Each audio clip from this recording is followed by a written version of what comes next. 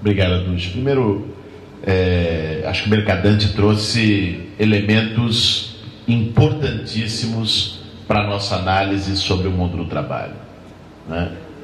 Acho que, ao colocar que o que está em jogo nesse momento é a substituição agora do trabalho qualificado por máquinas, ou pela inteligência artificial, pelo 5G, por essa internet das coisas, por um big data, uma capacidade computacional cada vez maior, que intervém não apenas no sistema produtivo, nas relações de trabalho, mas intervém na vida como um todo.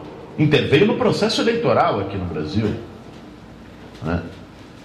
Quando a gente fala de mensagens segmentadas para determinados grupos sociais, para envio em massa, essa segmentação, ela não é manual, ela é toda de uma capacidade computacional, né? De você analisar informações, analisar perfis das pessoas, analisar preferências, e a partir daí ver que tipo de mensagem cola mais para um determinado grupo e mandar essas mensagens. Bolsonaro fez isso na eleição, né?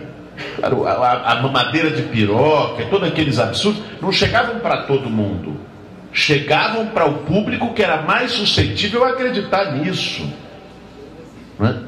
E isso veio de inteligência do setor privado, de acúmulo do setor privado.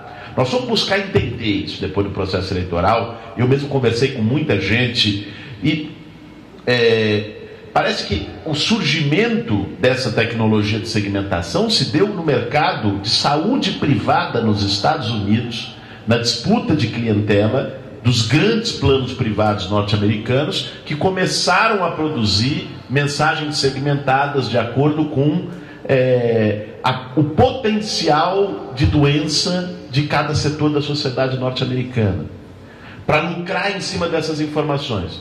Depois isso foi apropriado pela política, desde o Brexit, na eleição do Trump, o que foi a Cambridge Analytica, utilizando muitos perfis de Facebook como base de informação.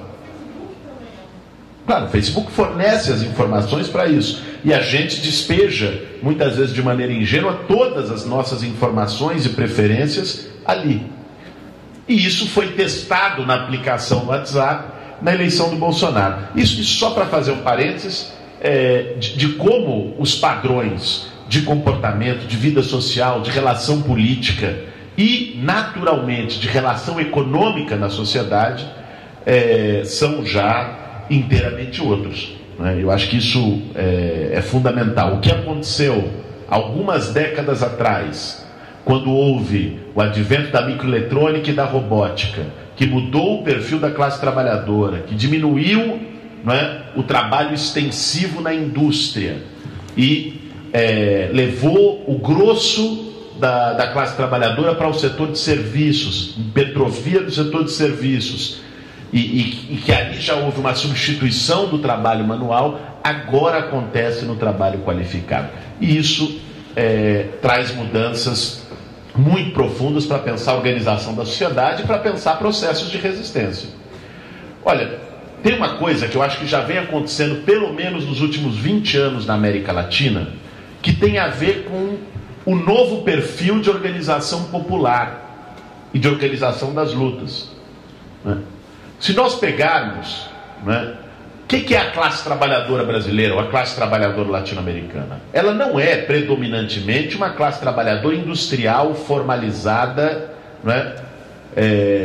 Não é aquela idealização do que seria uma classe trabalhadora, e que hoje, aliás, na maior parte do mundo é uma idealização, né? Não é sequer realidade. Mas aqui menos ainda. Nós temos uma classe trabalhadora cada vez mais diversificada. Como é que você vai organizar o ambulante no local de trabalho? Como é que você vai organizar o cara que faz bico na construção civil no local de trabalho? Você tem trabalho extremamente rotativo, precarizado, né? O vínculo que se tinha de identidade coletiva com relações regulares de trabalho, ele vai se perdendo. Quando Marx foi analisar o advento da classe operária para lutar contra o capitalismo, onde surge o sindicalismo, o que ele foi dizer, o capitalismo criou a grande indústria, e ao criar a grande indústria, colocou os trabalhadores nas mesmas condições de opressão, portanto com as mesmas bandeiras de luta e com uma identidade coletiva estabelecida por isso. Isso deu condições para o movimento sindical. Isso criou o movimento operário. Isso modulou as formas de resistência. Hoje, boa parte das formas de resistência não se dão, e das organizações da classe, não se dão mais no espaço de trabalho. Porque o espaço de trabalho é outro. Porque às vezes o espaço de trabalho é em casa. Não é? Porque o espaço de trabalho pode ser um Uber. Porque o espaço de trabalho não estabelece o vínculo coletivo com os demais para construir sentimento de classe, consciência de classe e organização de classe. Isso colocou um problema, isso colocou uma crise para o sindicalismo em âmbito mundial.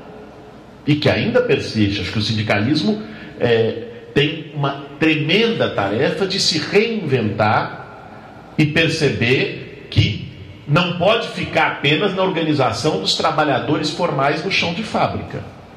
A maior parte da classe trabalhadora hoje não está nessa condição. Mas tem uma coisa que eu acho que foi pouco compreendida e que ajuda a entender o que foram muitos movimentos sociais insurrecionais, alguns, mas com muita rebeldia e capacidade de mobilização nos últimos 20 anos na América Latina, que é a organização que passa a ser feita a partir do território.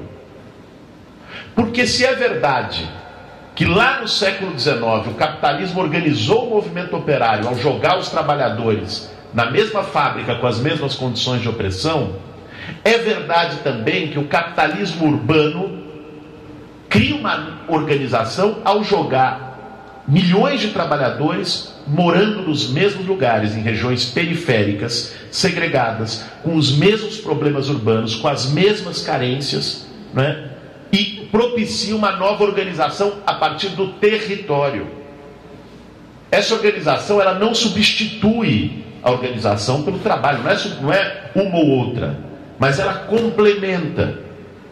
E tem gerado grandes movimentos. O movimento que eu faço parte há 18 anos, que é o MTST, organiza trabalhadores. A maior parte da base do MTST que vai para uma ocupação são trabalhadores. Mas a maioria trabalhadores informais, e a enorme maioria nunca passou na porta de um sindicato. Mas se organizam a partir do território em torno de uma causa comum, que é a causa da falta de moradia, ou a falta de infraestrutura urbana, ou condições precárias na periferia. Um movimento que derrubou presidentes na Argentina há quase 20 anos atrás, o movimento piqueteiro, era um movimento de desempregados organizados a partir do território.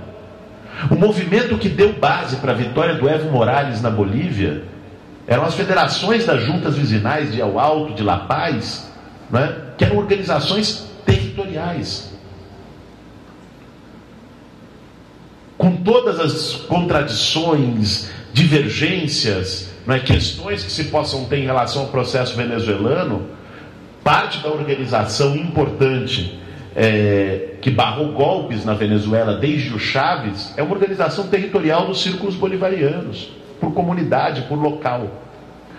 Então, para pensar processos de resistência hoje, eu acredito que cada vez mais nós temos que olhar para a organização dos trabalhadores nos territórios, para o que tem brotado do chão das periferias urbanas, como espaços segregados, onde se amontoam, literalmente, milhões de trabalhadores, sem qualquer presença do Estado, a não ser a presença repressiva pelo braço policial.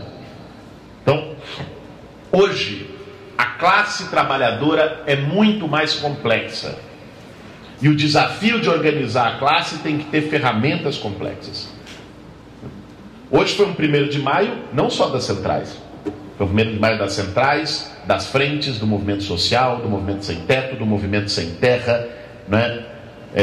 Das várias formas de organização, que também, do movimento de mulheres, que tem tido uma capacidade, um potencial enorme de organizar, o movimento negro, que tem ressurgido e crescido numa nova dimensão no Brasil, né? Um movimento de articulação a partir da cultura e muito ligado ao território.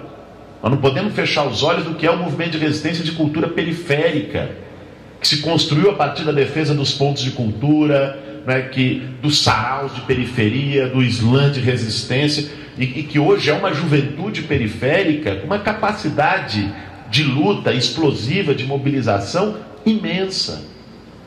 Então, pensar processos de resistência e pensar uma reorganização do campo da esquerda hoje, no meu entendimento, passa por uma diversidade de atores e de atrizes desse processo.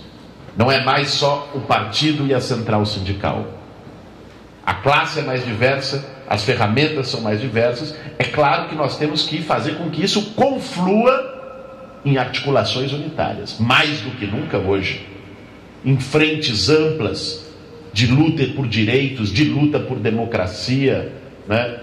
Encampando as pautas democráticas como Lula livre, que é essencial para essa unidade, no meu ponto de vista também, e também o papel que tem os partidos e a unidade dos partidos de esquerda para construir alternativas para o próximo período. Mas essa unidade que nós precisamos construir, ela se dá sob um solo da diversidade, que expressa a diversidade da classe trabalhadora e que se manifesta em várias formas novas de organização, diversas de organização, que tem tido voz, tem tido expressão na resistência, tem tido capacidade de mobilização e precisam ser olhadas com mais atenção pelo conjunto da esquerda.